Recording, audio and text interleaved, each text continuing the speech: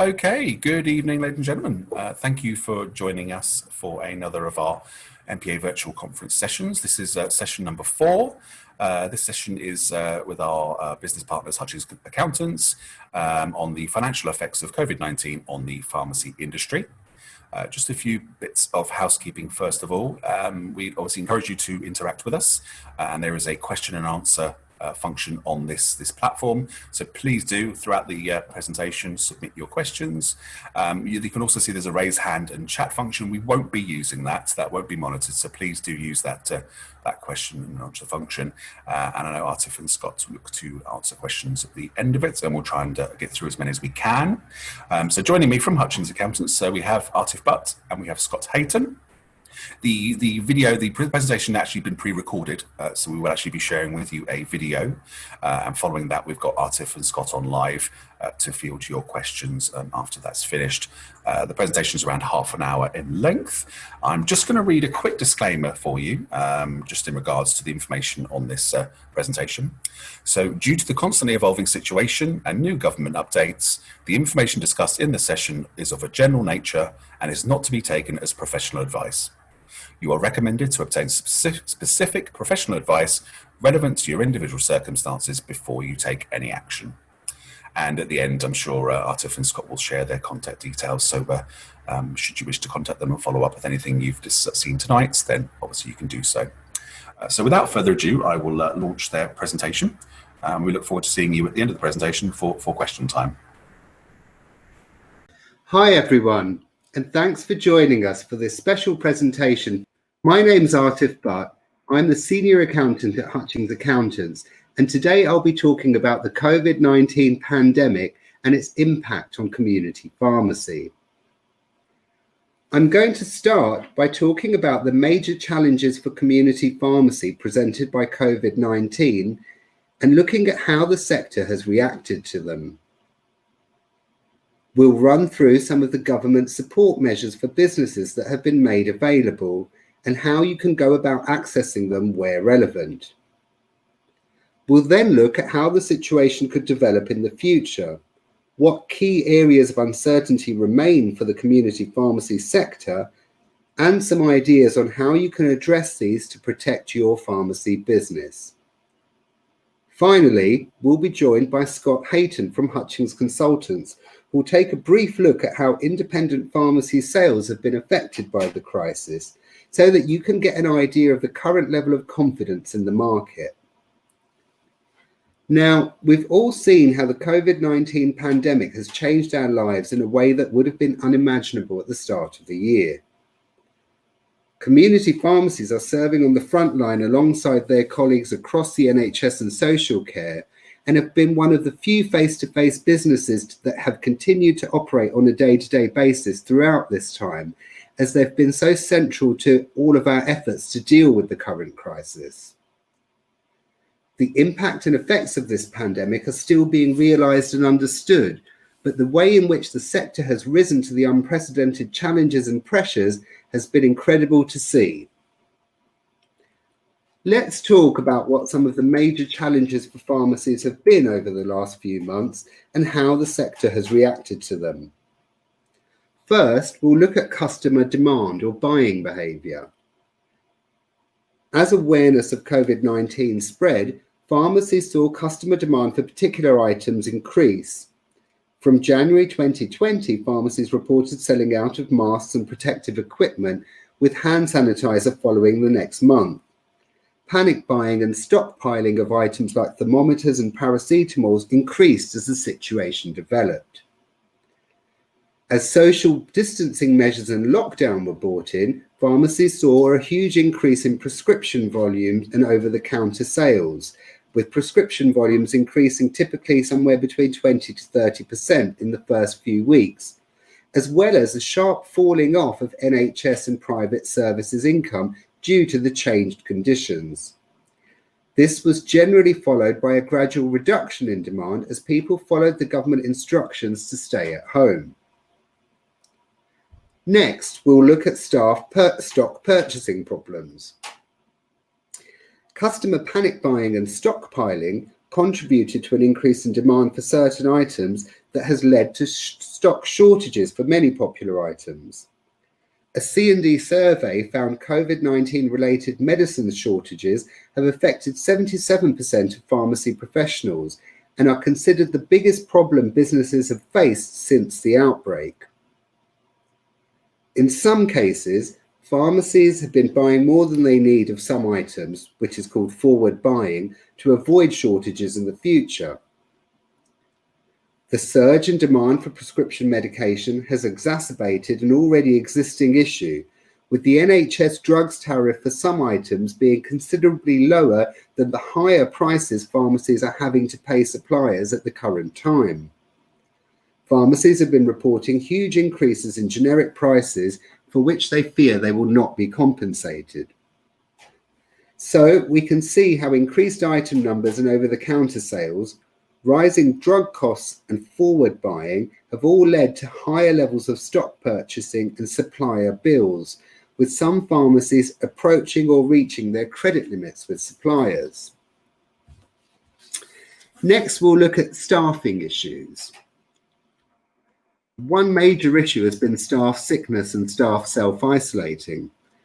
Pharmacists and pharmacy technicians are both in the top 20 occupational groups with potentially the highest exposure to coronavirus, according to the Office of National Statistics.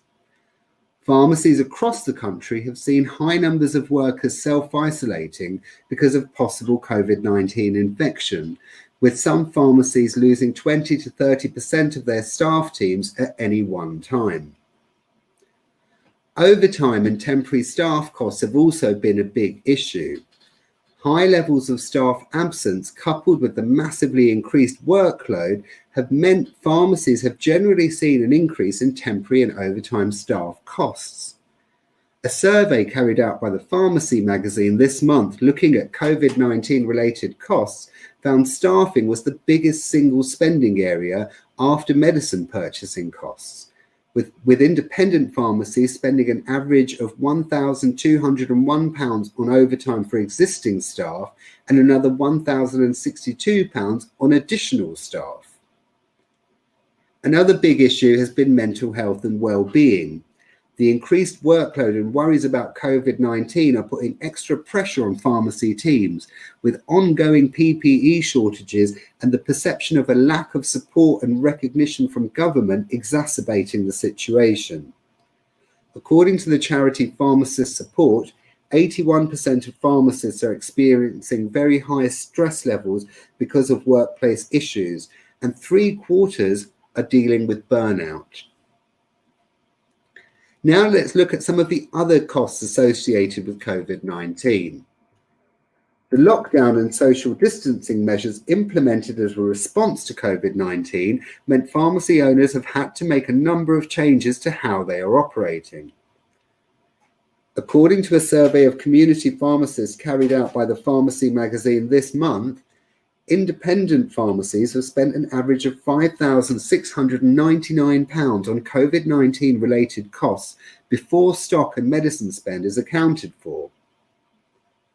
After staffing costs, managing deliveries for patients was the second biggest spending area, with costs running to £1,110 on average since the pandemic began, but with some pharmacies reporting much higher weekly costs, as in some cases they resorted to using minicabs to make deliveries at the peak of demand.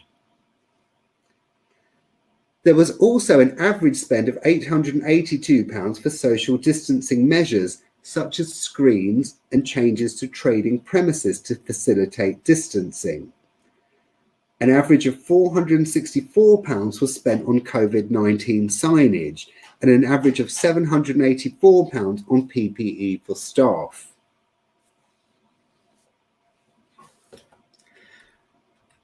Funding concerns. The extraordinary circumstances that pharmacies are having to operate in during the pandemic have drastically altered the nature of their finances. As well as having additional costs to bear, pharmacies have had a reduction in NHS and private services income, leaving them more reliant on dispensing income where margins have become unstable and in some cases negative. Since the crisis broke, pharmacy bodies like PSNC have been lobbying the government for extra help for the sector in the form of additional funding. They've called for an urgent need to inject more cash into community pharmacy.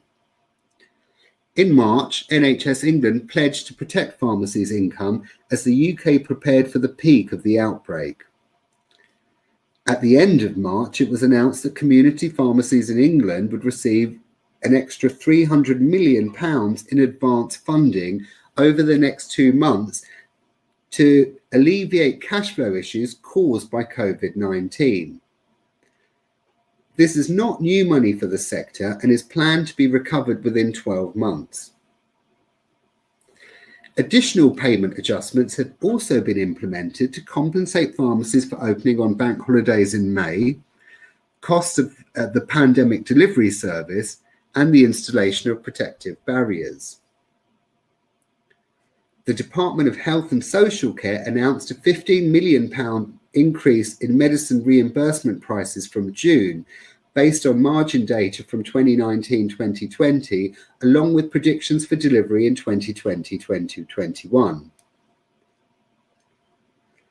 PSNC Chief Executive Simon Duke said that while the reimbursement prices should help to ease some of the procurement challenges being faced by contractors, it's not enough. All pharmacies are facing significant and wide-ranging financial issues as a result of the COVID-19 pandemic, and we are continuing to press for urgent additional investment in the sector, he added. PSNC has made representations to the government about the urgent need for more investment, and that funding bid, which is separate to discussions on margin, is still being considered by the Treasury. This week, over 1,000 community pharmacists have written to the Prime Minister to say the sector is facing financial ruin due to the pandemic and urgently needs more assistance. They have requested that £300 million advance funding be written off rather than clawed back as the government has been planning. In their letter, they say local community pharmacies have stayed open, continuing to see patients and supply vital medicines. We are putting ourselves at risk every day to help keep Britain healthy. While we welcome recent comments from the government recognising the role that pharmacies are playing, we need to see these supportive words backed up with further concrete action. They claim that more recent NHS payments are not making up for the shortfall of what pharmacies have already spent on drugs and additional costs, and in effect, they are being asked to subsidise the health service. Today, it was announced that pharmacies would receive an additional £50 million in advance funding to be paid on the 1st of June.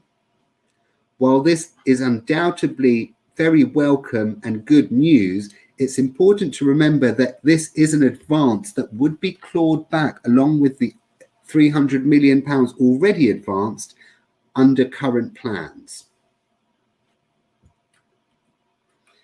Now, let's take a brief look at what government help is available and how you can access it.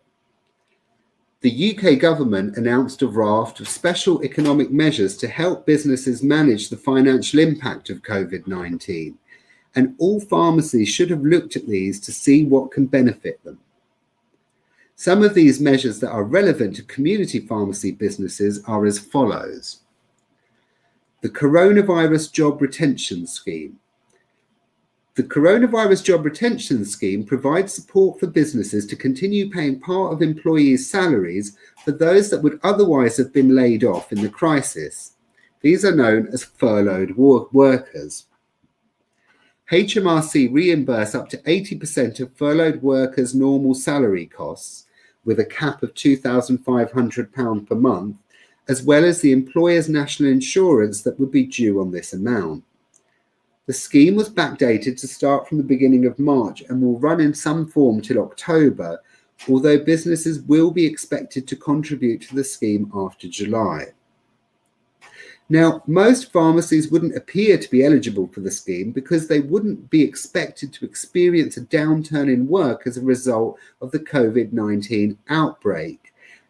However, the scheme can apply to pharmacies in the following circumstances. For any staff not working on NHS service delivery, for example, carrying out services or selling cosmetics, whose roles are affected by the crisis, they can be put on the scheme. And also in cases where NHSEI agrees to the closure of a pharmacy, for example, when it's in a shopping centre that is closed to the public and payments under the contractual framework cease. There's also been changes to the statutory sick pay in the form of a statutory sick pay relief package. The government has temporarily changed the rules for SSP to make it easier to claim, so that it is now payable earlier. There is also a new online service for small and medium-sized employers to recover statutory sick pay payments that they've made to their employees. The repayment covers up to 2 weeks of SSP and is payable if an employee is unable to work because they have coronavirus, or are self-isolating and unable to work from home, or if they are shielding because they've been advised that they are at high risk of severe illness from coronavirus. Other measures announced include 12 months business rates relief. The government's introduced a business rates holiday for retail, hospitality and leisure businesses for the 2020 to 2021 tax year. Businesses that receive the retail discount will be rebilled by their local authority as soon as possible. Your local authority will apply the business rates holiday to your bill automatically, and it will apply to your business rates bill for the 2021 tax year. However, your local authority may have to reissue your bill, which they will do as soon as possible. The government's also announced grant funding of between £10,000 to £25,000 through the Retail and Hospitality Grant Scheme. This provides businesses in the retail, hospitality and leisure sector with a cash grant of up to £25,000 per property. Businesses with a rateable value of under £15,000 receive a grant of £10,000, and businesses in these sectors with a rateable value of between £15,000 and £51,000 receive a grant of £25,000. There's also the Small Business Grant Scheme, which provides small businesses that already pay little or no business rates because of small business rates relief, rural rate relief and tapered relief with a one-off grant of £10,000 to help meet their ongoing business costs. You don't need to take any action to access these grants, as your local authority should contact you if you are eligible. However, if you think you're eligible and haven't received notification from your local authority, then you can make contact with them to check. The government has also announced 2 loan schemes to help businesses that are struggling with cash flow. The first of these is the Coronavirus Business Interruption Loan Scheme, or CBILS. This new temporary scheme is delivered by the British Business Bank, and it's been launched to support small and medium-sized businesses to access bank lending and overdrafts. The government provides lenders with a guarantee of 80% on each loan and will not charge businesses or banks, and the scheme supports loans of up to £5 million in value and for up to 6 years. Businesses can access the first 12 months of that finance interest-free, as the government will cover the first 12 months of interest payments and lender fees. In order to access the loan, you will need to present a borrowing proposal that the lender would consider viable were it not for the current pandemic.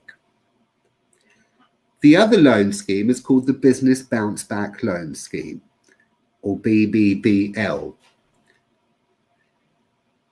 This consists of a fast-track finance scheme providing loans with a 100% government-backed guarantee for lenders.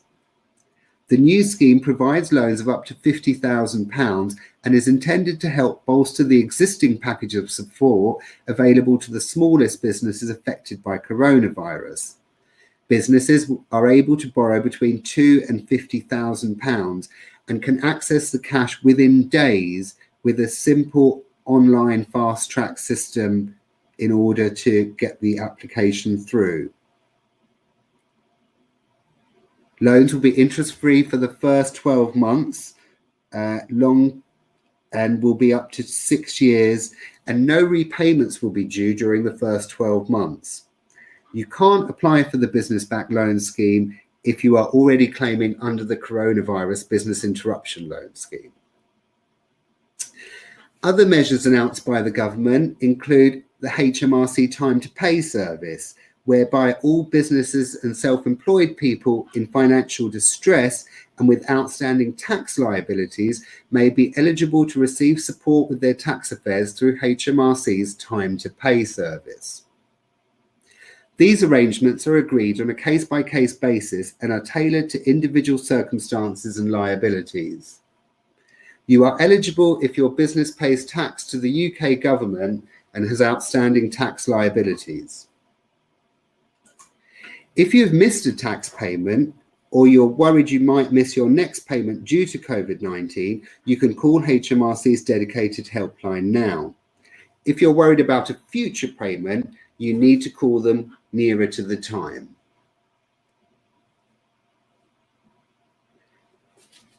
Also announced was a 3-month extension period to accounts filing deadlines with Companies House. From 25th of March 2020, businesses have been able to apply for a 3-month extension. This is a joint initiative between the government and Companies House and means businesses can prioritise managing the impact of coronavirus.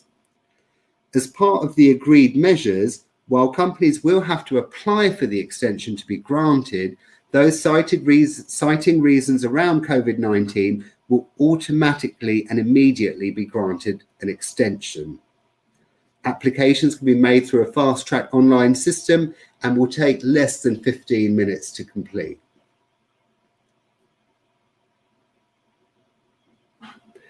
The government has also launched a coronavirus support finder tool that can be found online, which helps businesses to quickly and easily determine what financial support is available to them during the coronavirus pandemic. It's worth looking carefully at all the government support available to see if there's anything that can help your pharmacy. Now we come to our third section, where we will look at how the situation is likely to develop in the future and what pharmacies can expect to happen. As we go through our third month in lockdown, we all want to know what the future looks like and when things might go back to normal. But there are still several unanswered questions that could affect the situation, such as how quickly will we come out of lockdown? Will there be a second spike of infections? Will a vaccine be found? Or will the virus mutate? At this stage, we have no way of knowing the answers to any of these questions. With no way to know what the future looks like, we need to assume that community pharmacy will continue to face the challenges that we looked at earlier. With customer demand, purchasing problems, staffing issues, and additional costs continuing to increase pressure on pharmacies, many owners and managers fear that they are no longer profitable and are trading at a loss. Uncertainty around the levels of future funding and reimbursement make it harder to understand the situation. And until this is clarified, pharmacy owners won't know if their business is making a profit or not at the current time. The other key area of uncertainty we need to focus on is cash flow. Does the business have sufficient funds to get through the crisis? Although you can't predict how long the current situation will go on for, what you can do is take the following steps. Make an extra effort to manage your cash flow as well as possible. However busy you get, be sure to stay on top of your administration and bookkeeping so that all your refunds and reimbursements are claimed promptly. Try to estimate how your cash position is likely to change over the next few months so that you can anticipate when any cash flow problems may occur. You can do this by preparing a cash flow forecast with your accountant and predicting what the business income and outgoings are likely to be over several months to see how that will affect the cash levels in your business. This should help to identify any danger areas and allow you to plan for the future. If your business is having cash flow problems, or you're worried that it may soon be, you can consider ways to reduce outgoings. One way to do this is by deferring outgoing payments the business is due to make, such as loan and financing repayments. Banks and lenders are generally more amenable than usual to agreeing payment holidays where businesses have been affected by COVID-19. If your business has any tax payments due to Hmrc, you could also consider requesting extra time to pay these under their Hmrc's time to pay service. You can also look at loans and finance options if you're concerned that your business does not have enough cash to continue trading in the short term. These may well be worth considering. In addition to the government-backed coronavirus business interruption loan scheme and the business bounce back loan schemes that we talked about earlier, the UK banking network has been given an active edict from the government to assist their business clients during this unprecedented period. And the main high street banks have set aside specific funding packages to help minimise disruption to business operations.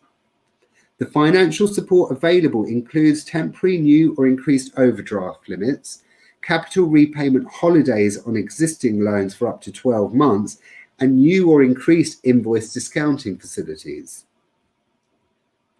Now, I'll be handing over to my colleague Scott Hayton from Hutchings Consultants, who's going to be talking about how independent pharmacy sales have been affected by the crisis. Thanks for joining us, Scott, and over to you. Thanks, Atif, and very good evening to everyone listening in. I'm Scott Hayton. I'm one of the directors here at Hutchings Consultants, and I've been with the firm for approaching 13 years now.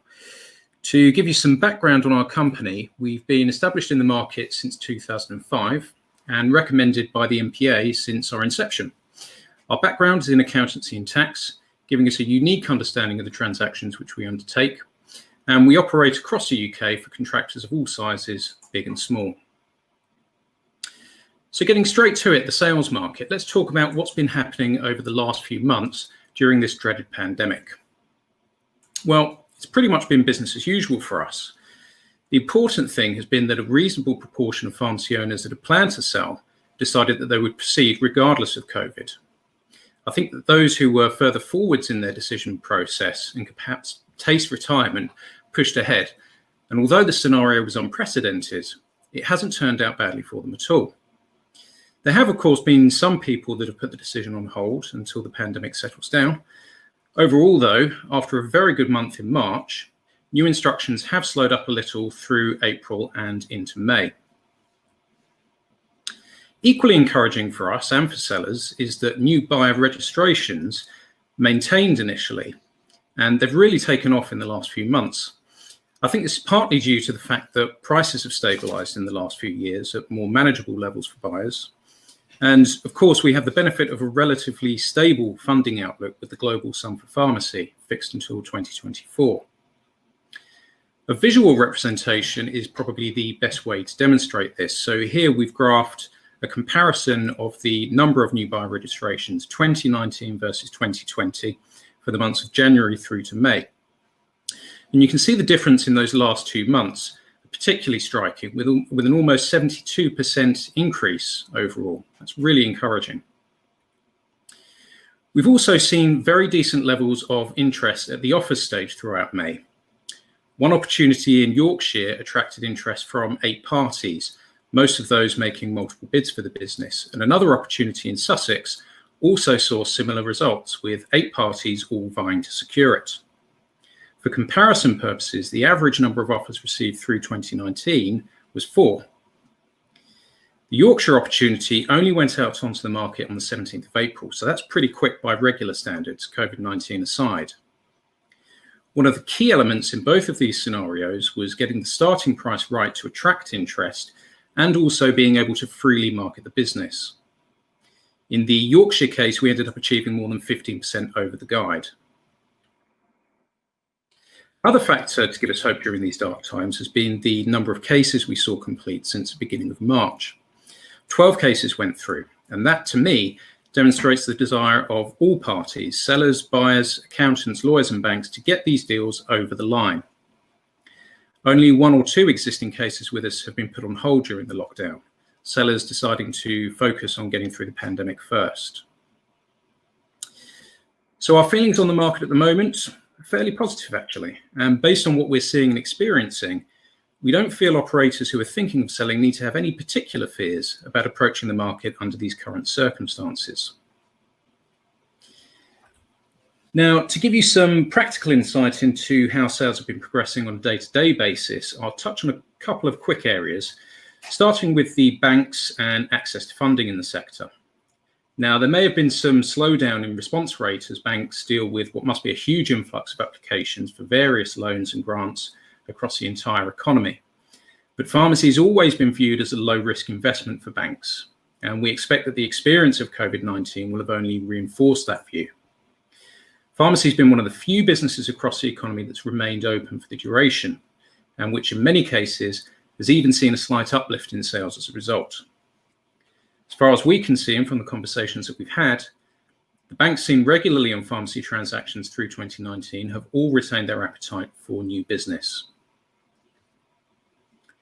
Solicitors and accountants also appeared to have forged ahead without too much disruption, certainly those that we deal with across the sector on a regular basis. Many, of course, in this day and age were set up with the facilities to work remotely already, so we've not really seen any effect on cases as a result. There have been 1 or 2 instances where firms decided to furlough members of their team, but so far the cases have been passed on to another solicitor to progress, and that's been handled well enough that the sale remains perfectly on track. Solicitors and accountants do, however, tend to be exposed to multiple markets, and so it really depends on the firm in question, their income stream and their resources. Whether your advisor will still be working next week is an oddity of COVID-19, something none of us have really ever had to consider in the past. So are there any other factors for the market worth mentioning that have come about as a result of this pandemic? Well, yes, there are a couple of note. One of those is the market entry applications. Now, PTSE announced these were to be halted back in March, and its staff were going to be reassigned to higher priority tasks in light of the pandemic. This was initially pretty worrying for us as market entry delays were already pretty frequent, and with this announcement we had no idea when they would be resumed. It could have meant months and months of delays on asset sale transactions. Thankfully, though, word has since been received normal operations should resume from the 1st of June. However, I do offer some word of caution. If market entry was slow before, we should anticipate that there'll be further delays for some weeks to come after the 1st of June while any backlog is picked up. I'm certainly not expecting sudden progress on cases. My advice remains the same, which is to submit any applications as soon as possible to ensure that they're logged and queued, assuming a first come, first served basis of operation. The second and final point is that of the 300 million advance received from NHS on the 1st of April and May by operators, and now obviously the additional 50 million for the 1st of June.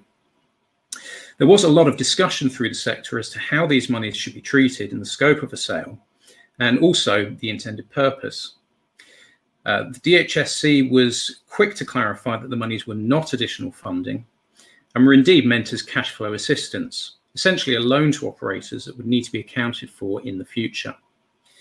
We've seen a few difficulties on transactions between parties as to how the repayment will work because essentially the government hasn't clarified that bit yet. But sellers who are expecting to complete on their sale before the method is clarified should expect a bit of back and forth with their buyer. The issue is, if the NHS claw the money back directly from the purchaser in, say, 2021, the purchaser will not have seen any of the benefit for which those monies were intended, i.e. the cash flow to aid the increased ordering and the increased trade levels. Yet their cash flow and their ability to service any bank loan will suffer with that clawback. We understand that banks may also stipulate conditions as to how this is dealt with. And that makes sense since their lending decision is based upon the future cash flows of the business. So with that, I'll quickly summarise where we see the market going before I hand you back over to Atif for some questions. So as we've noted, the overall indicators in the market for sales are positive in nature at the moment, with increased interest from buyers being the key factor. Will this have any effect on goodwill prices going forwards, though? It may do, indirectly, as a result of competitive bids for pharmacies. And that's probably going to be on a case-by-case scenario, but I'd expect that the effect of that would be marginal. The overriding factors influencing the market haven't changed significantly. And as we're locked into a static funding package for the next few years, I think that prices will remain fairly steady in the short to medium term. That said, with contractors having provided a truly essential service across the country during these past couple of months, perhaps there will be some recognition of that to come in some shape or form. I know that the PSNC are working very hard on that, and we remain in hope. So on that note, here's Atif again, and we're going to take a look at some questions now that have come in. There we are. Fantastic. Excellent. Thank you both very much. Okay, so yeah, just going to take some of the questions that our audience members have sent in during your presentation. First of all, a straightforward one. What does advanced funding mean? Atif, we'll come to you on that one. Yeah, sure. Happy to answer that.